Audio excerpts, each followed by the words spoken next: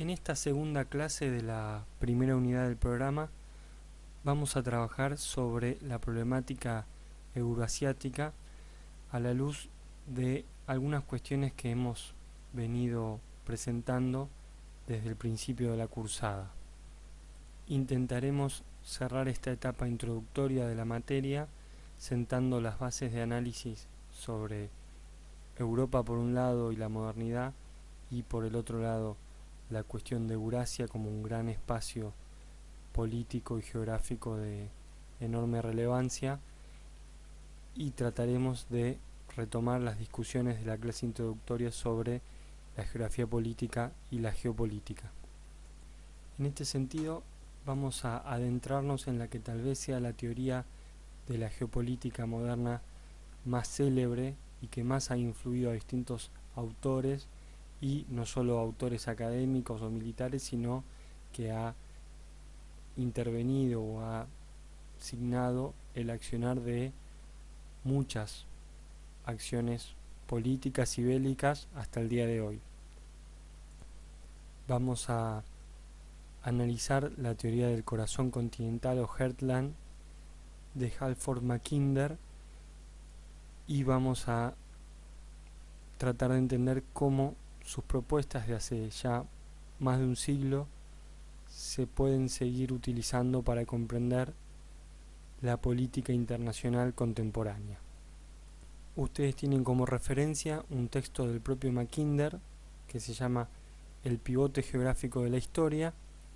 una conferencia dictada por este estudioso británico en 1904, y tienen un fragmento del libro de Augusto Zamora que busca aplicar críticamente algunos de los preceptos de este autor para analizar la problemática contemporánea. El texto de Mackinder es una pieza clásica del pensamiento geopolítico que vale la pena leer con detenimiento y con el menor prejuicio posible, dado que aborda una serie de cuestiones con mucha profundidad y tira algunas ideas realmente sugerentes para pensar la problemática no solo de Eurasia y de lo que serían las potencias terrestres, que es lo que él va a analizar, sino también para pensar en la propia identidad europea como un producto histórico que hunde sus raíces en un periodo muy superior al de la modernidad, que es lo que estábamos discutiendo la vez pasada. Como les decía, es un texto que refleja una conferencia dictada en 1904 en la que este autor realiza de alguna forma un balance de lo que había sido el periodo de expansión de Europa y de la modernidad, del proyecto de la modernidad que discutimos en la clase anterior sobre el mundo entero. Él está hablando de una era postcolombina, en el sentido de posterior a lo que fueron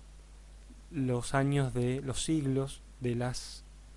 expansiones y de los descubrimientos geográficos inaugurados por Colón y el descubrimiento de América. Desde el punto de vista epistemológico, lo que se puede decir es que lo que pretende hacer Mackinder es sacar una especie de ley o de regularidad histórica signada, marcada, condicionada por el espacio, por la geografía. Eso es lo que él trata de hacer, y a partir de eso va a llegar a su famosa teoría del área pivot. Podemos discutir horas si eso es algo posible o conveniente para realizar en el marco de las ciencias sociales tal como las concebimos actualmente, pero no se puede negar que estaba imbuido del espíritu positivista de su época y que tenía muy claros sus objetivos, que eran los de sostener teórica y políticamente los intereses geoestratégicos del Reino Unido y de su imperio. Lo interesante es que él plantea que esta etapa que se está cerrando, ¿sí? Estamos hablando de 10 años antes de que estalle la Primera Guerra Mundial, que es el fin de la Belle Époque, el fin del imperialismo europeo, que va a empezar un lento declive contemporáneo o que se relaciona con el surgimiento o el crecimiento de la potencia norteamericana. Lo que él dice es que esta civilización europea que se expandió por todo el mundo en esos últimos 4 siglos, ¿no? A grosso modo estamos hablando desde el 1500 al 1900, es una civilización que nació y se construyó subordinada a Asia, ¿sí? Como aquella civilización que ocupó una posición periférica dentro de la gran masa continental euroasiática. Podemos pensar a Europa como una península en términos estrictamente topográficos de lo que es la masa continental euroasiática. Ahora, lo que él dice, y es lo que nos invita a pensar a nosotros por qué a lo largo de la historia se construyó un límite histórico, político, cultural que divide a Europa de Asia, cuando desde el punto de vista estrictamente orográfico, topográfico y geográfico, espacial, no habría una tal división. O si se quiere, hay más elementos que separan a América del Sur de América Central y del Norte que las que separan a Europa de Asia, y sin embargo nadie se le ocurre que Europa y Asia son el mismo continente, y sin embargo sí tendemos a pensar que América es un único gran continente. Pues bien, lo que dice Mackinder es que Europa es una civilización producto del rechazo a la invasión asiática, ¿sí? Que sería lo que signó a la historia del continente, sobre todo después de la caída del Imperio Romano de Occidente, pero que se puede encontrar una lógica similar previamente. Ustedes tienen ahí entre los materiales una imagen cuyo título sería la historia de una línea imaginaria entre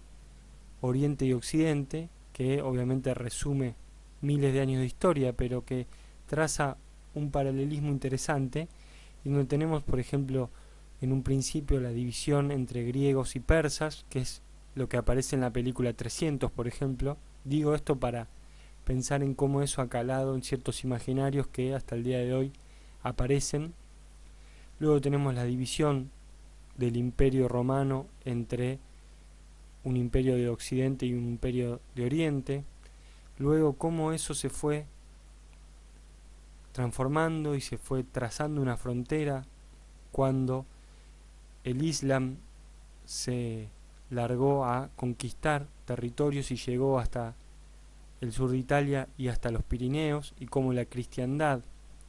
que se había ido gestando en el último periodo del Imperio Romano, se fue encontrando como una unidad cultural en oposición a esos invasores. Algo que va a tener rasgos similares en la época del Imperio Otomano, y luego mucho más cerca en el tiempo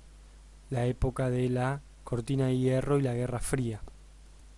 que dio paso a una época, la contemporánea, mucho más caótica, donde es mucho más difícil trazar esa frontera, habida cuenta de que hoy en día en el corazón de los países occidentales hay una enorme población musulmana y de origen africano y asiático, producto de las relaciones coloniales establecidas en las décadas anteriores. Por lo tanto, la idea de una civilización europea es obviamente un producto histórico, y es algo que también ha tenido límites difusos. En un momento del texto, Mackinder dice algo muy interesante. Sostiene que el límite meridional, el límite sur de Europa no es el mar Mediterráneo, sino el desierto del Sahara, porque ya en la época de los griegos y luego de los romanos, el Mediterráneo era un mar con una importancia comercial muy grande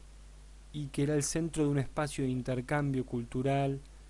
y de riquezas de todo tipo muy floreciente. Más adelante, cuando discutamos la crisis migratoria actual, vamos a ver cómo esa idea de el mar Mediterráneo como frontera resurge con mucha crudeza. Pero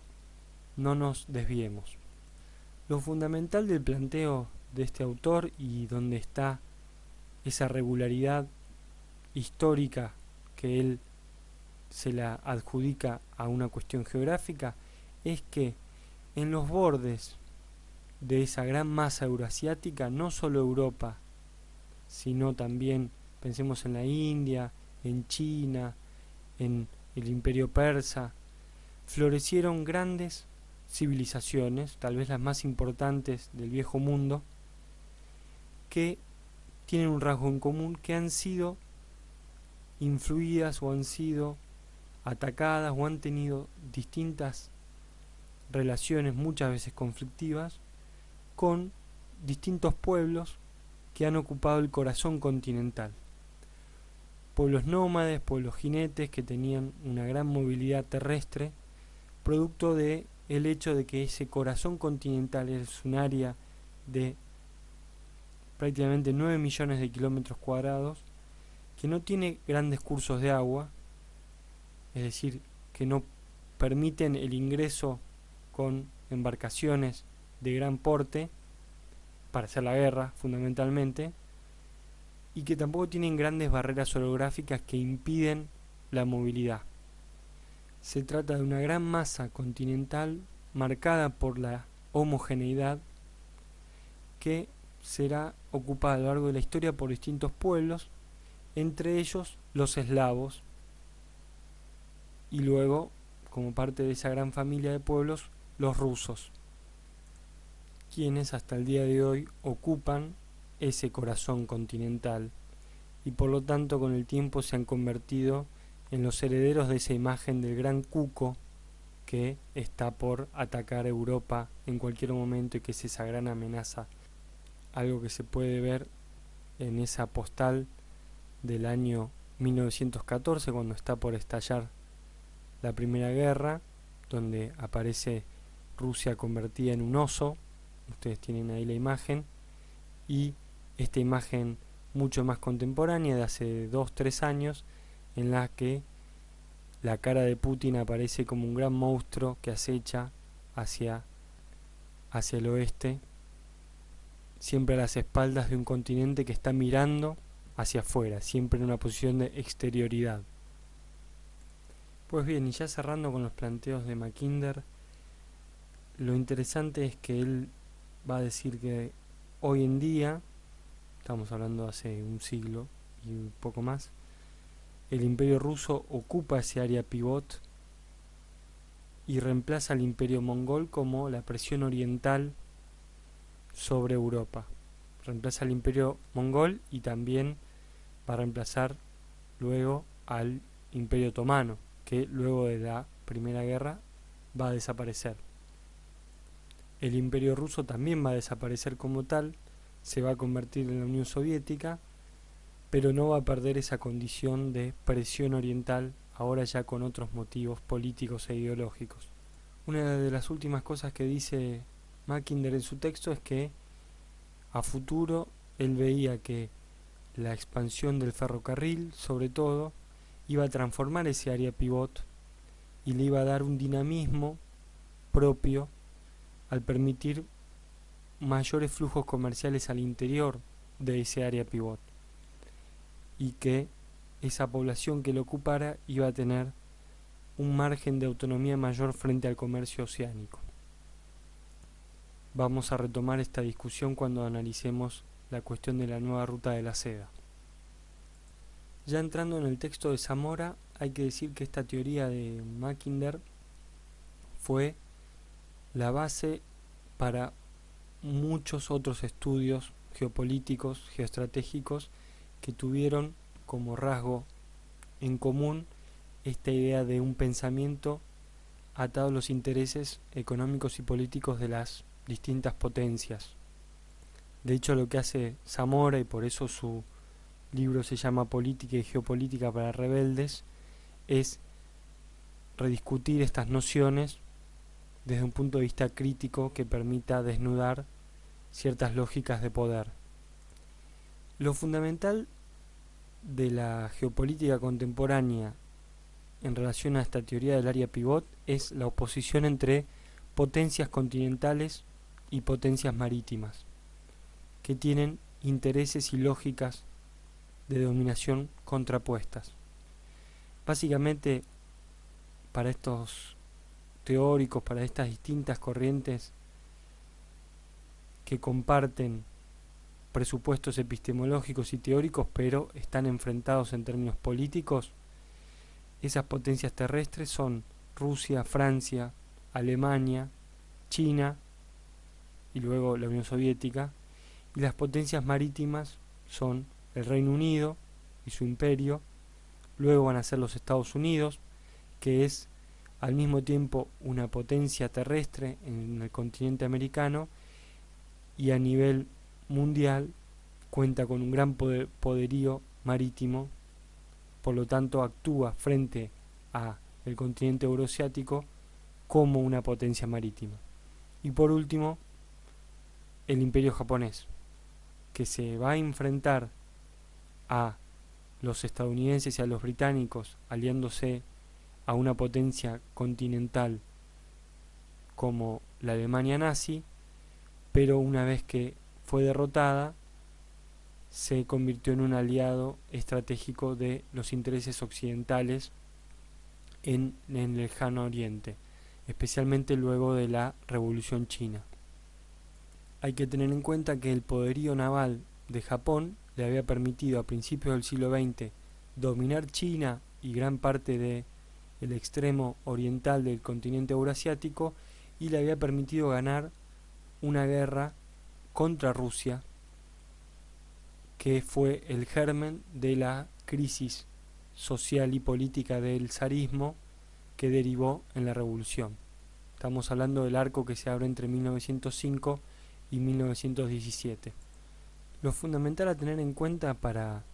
tomar estos planteos y analizar la problemática europea y la relación con la Unión Soviética y luego con la Federación Rusa en la actualidad es lo que sucede y el rol que ha jugado Europa Oriental como lo que, según estas teorías, sería la llave del corazón continental. Un espacio profundamente conflictivo donde se han dado guerras de todo tipo y color, donde las fronteras han cambiado constantemente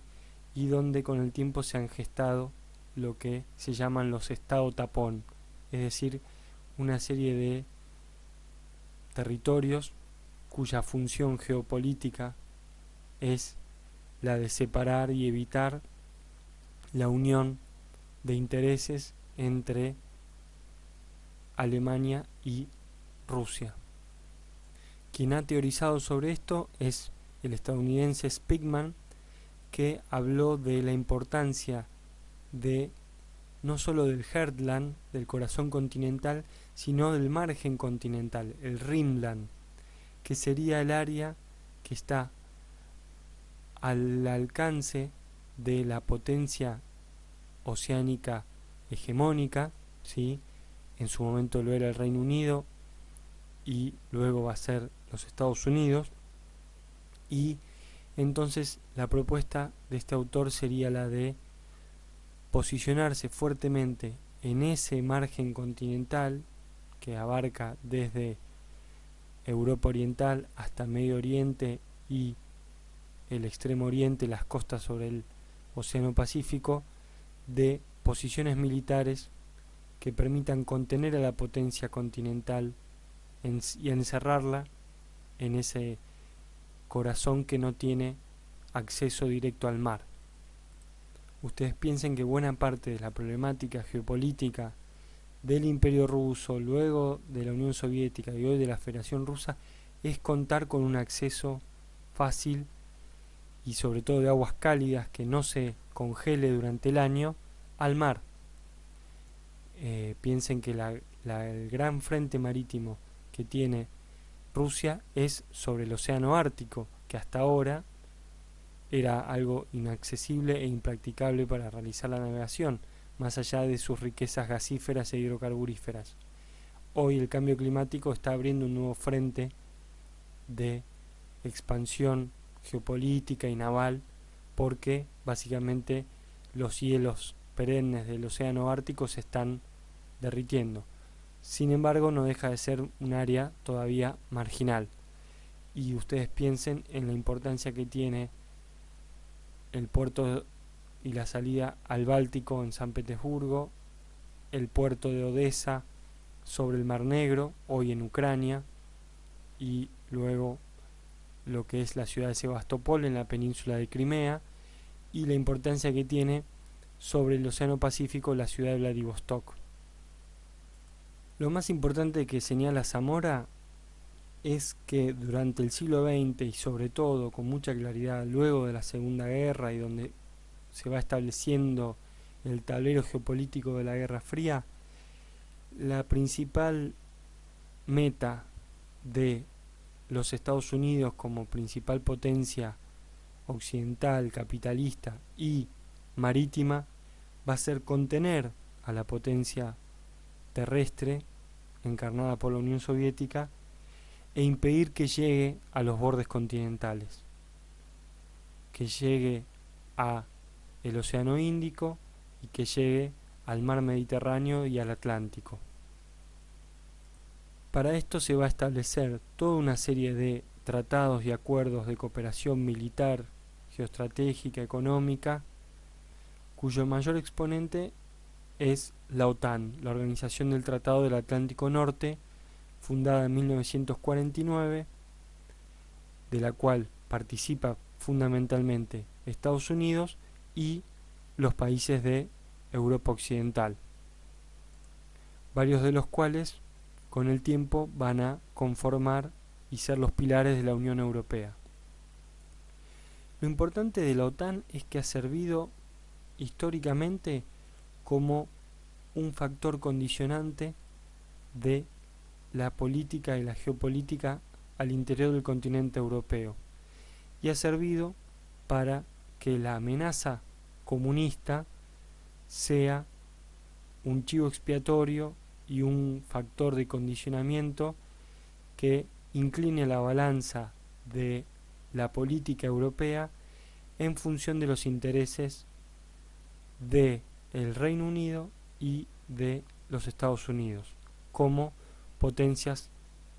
marítimas. Así es como se ha establecido esa dicotomía muy interesante y muy importante para comprender lo que es hoy la Unión Europea entre los atlantistas y los continentalistas, ¿sí? Una tensión que va a permanecer latente y explotar de una u otra manera a lo largo del tiempo y que va a atravesar profundamente la Constitución de la Unión Europea. Lo que va a señalar Zamora es que luego de la caída del muro de Berlín y de la disolución de la Unión Soviética, se produce una avanzada de las potencias occidentales sobre lo que había sido el espacio de influencia del bloque socialista.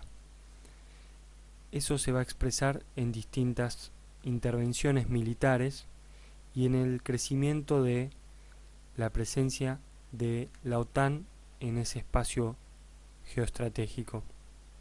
Ustedes tienen ahí para ver un mapa donde aparecen las bases de la OTAN alrededor de Rusia, en todo el continente eurasiático, pero ahí podemos ver cómo se traza ese Rimland, ese margen continental que es el que debe ser ocupado militarmente por las potencias marítimas en aras de arrinconar y contener a la gran potencia terrestre.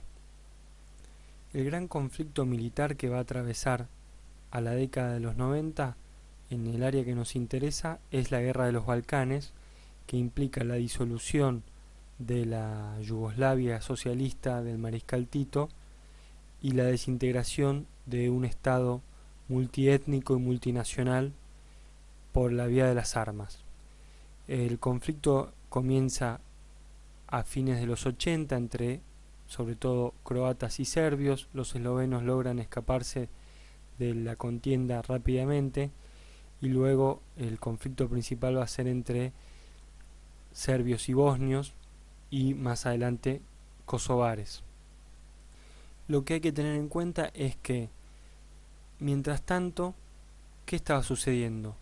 La Unión Europea se estaba conformando en el 92 con el Tratado de Maastricht. Era un momento de gran efervescencia política donde se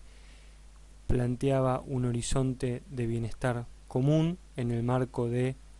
un capitalismo, si se quiere, con un rostro un poco más humano que el de los Estados Unidos.